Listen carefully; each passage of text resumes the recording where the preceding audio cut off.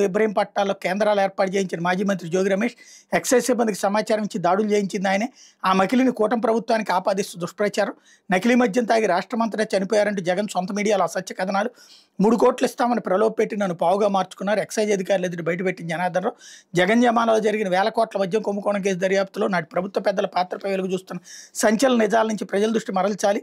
అదే సమయంలో కూటమి ప్రభుత్వంలో ఊరూరా నకిలీ మద్యం తయారీ జరిగిపోతుందని పెద్ద ఎత్తున దుష్ప్రచారం చేయాలి. దీనికోసం తమ మనిషి ద్వారా నకిలీ మద్యం తయారీ కేంద్రం తెరిపించి ఆ సమాచారాన్ని ఎక్సైజ్ అధికారులకు లీక్ చేయించాలి. దాన్ని తెలుగుదేశం పార్టీ నాయకులకు ఆపాదించాలి. ఈ నకిలీ మద్యం తాగి రాష్ట్రం అంతటా అనేక మంది చనిపోయారంటూ సాక్షి పత్రికా ఛానల్తో పాటు బ్లూ మీడియాలో హోరెత్తించాలి. దాన్ని అడ్డం పెట్టుకుని ఆందోళన చేయాలి.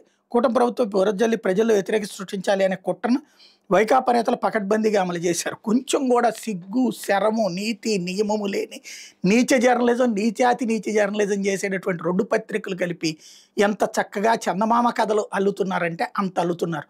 జనం తుపుక్కని నోట్లో వస్తున్నారన్న సిగ్గు కూడా లేని విధంగా రాసుకొస్తున్నారు.